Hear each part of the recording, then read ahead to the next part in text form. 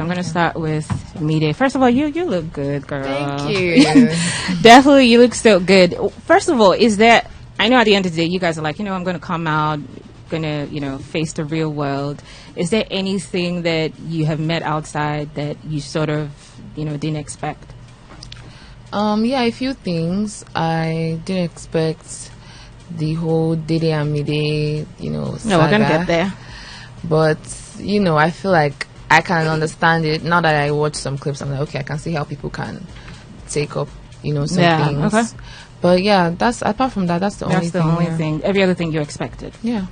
Perfect. So let's start from the beginning. For you, it took a while, to sort of open up, and that led, a few people to tag you as boring. But then you eventually opened up, and your personality, shined through. Why do you think it took, quite some time to just show the real Mide? So I feel like if you are in the house, you would understand, right? It's so different in there. And if you're a reserved person or a quiet person, it's harder for you because everyone's personality, everyone's energy is on 100. They're coming in with a bang. And whereas I'm just like someone who takes time to just open up and feel comfortable, right? So it took me, I was on my own journey in there. So yeah. Okay, so let's. You were already expecting that I would talk about this. Your first friendship, before every other connection came through, was that we dated. Yeah. But I may be coming from a different angle. A lot of people felt like you didn't really understand what girl code was. And this is. Have you heard this before? Yeah. Okay, so it's like she has a conversation with you. And the next minute, you're spilling it to Kola or Bright. So there are quite a number of instances, but one instance, for instance, is how, you mentioned that, when you guys came in and the boys came in, she was like, Kola, no touch that one, that kind of thing. So it's like, Kola clearly has an intention. So in my head, it's like, why are you telling him this thing? Okay, so I feel like from my own point of view, I was just trying to tell Kola, this babe likes you, right? Because I think Kola was really struggling with, does she like me? Does she not like me? Is she just dragging me? Like, he was always, and Kola is very, what's the word? Like, you can get, like, you can just want to give him what he wants because he's just constantly at it. So that was me just trying to tell you that, listen, if that didn't happen where, she had kind of giving me like, oh, let's not. Okay, so I think where I was also coming from with that was we never wanted to fight over a guy in that house. And she was like, if anything, we're not going to fight over one person. And that was Kola.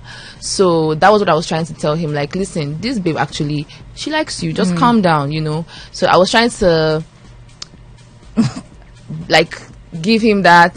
Don't worry. So in a way, do you think that you might have given him the tools to eventually break her wall?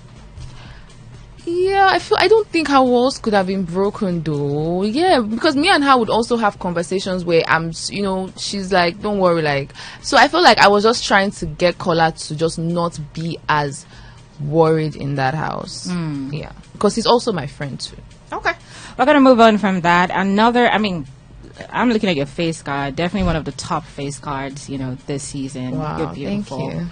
And leads me to my next conversation, right? So you had this, conversation where it felt like you felt awkward when other housemates called, Dede the finest girl in the house.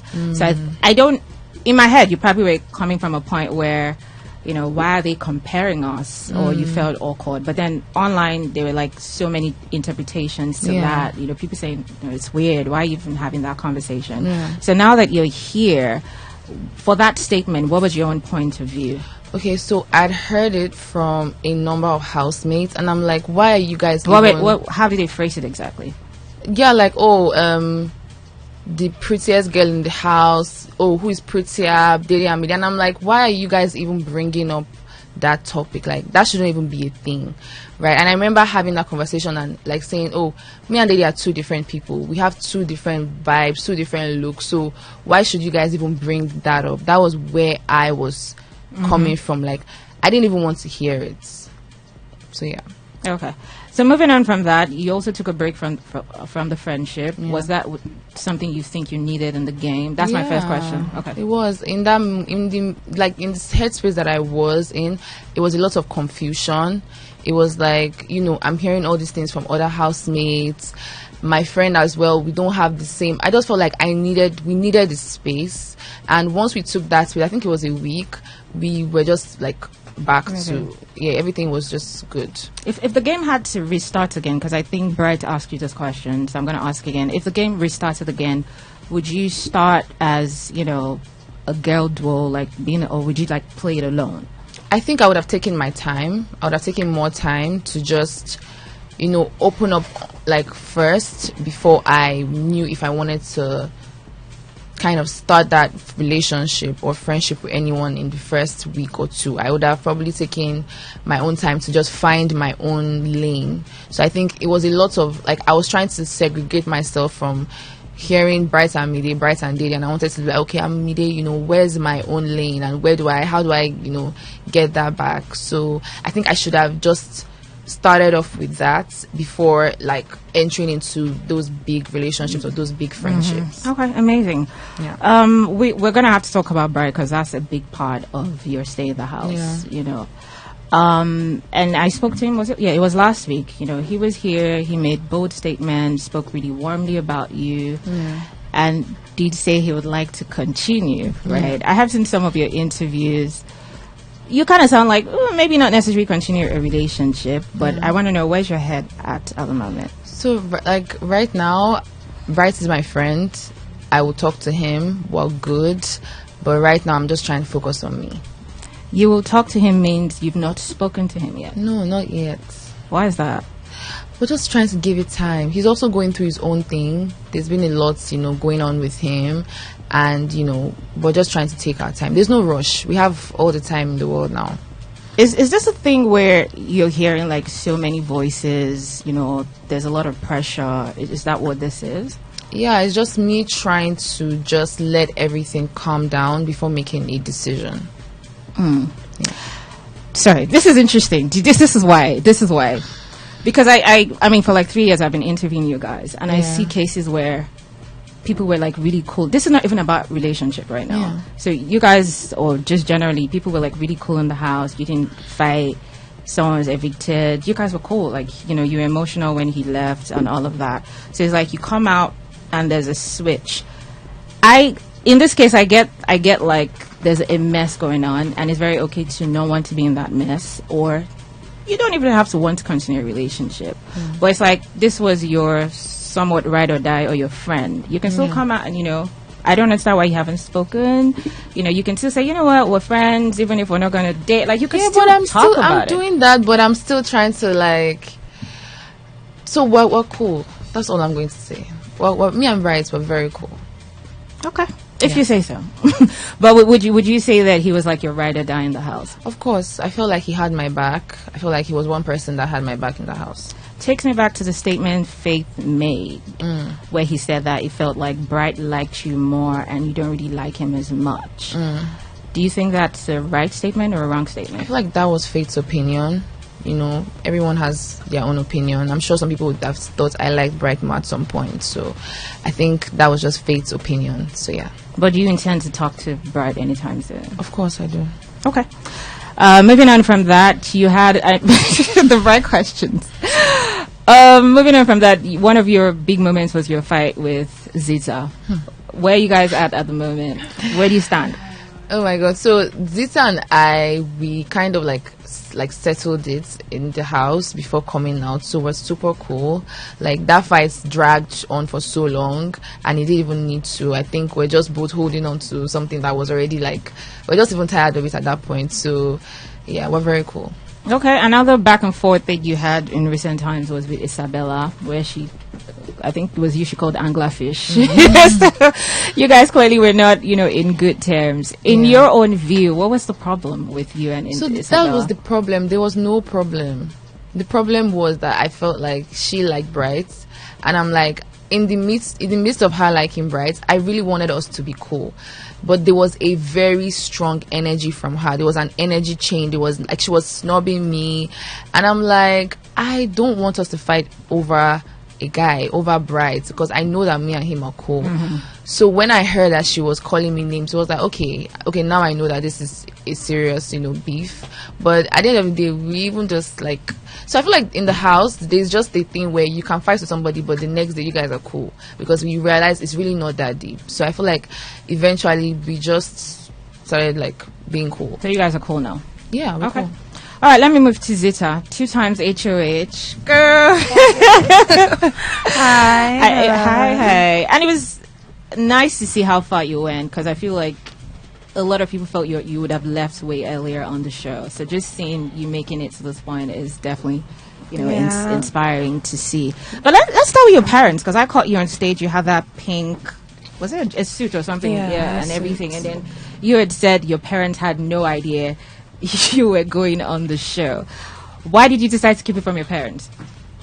It was a situation that I knew they would say no to. Aww. Yeah, so I already knew that, and I didn't want a situation where they would say no and I would go against their word, because once they say no, I knew I wouldn't go. I was like, we'll be fine, we'll probably like apologize eventually. And it's surprising to see that they're actually super proud of how I conducted myself in the house and, my stay in the house. So I'm grateful.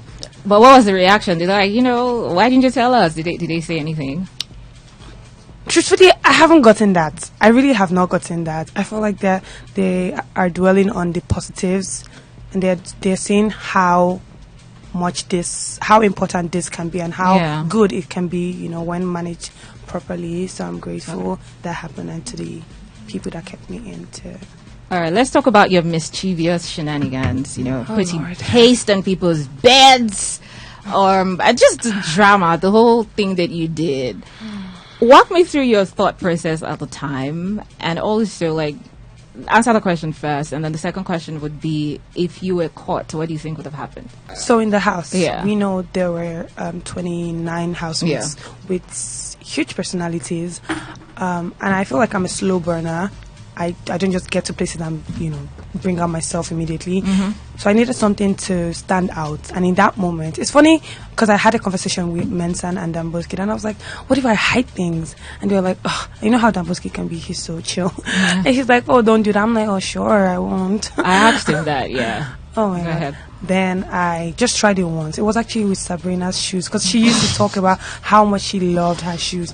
But I made sure everything I did in the house was not harmful and was not irreversible. It was just it was a fun thing, and just like having an underlying character.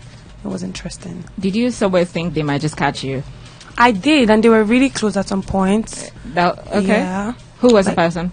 The time when I put toothpaste. Oh God, this feels weird. On Cola's bed. Doris was right there in the room, and we were talking. Yeah.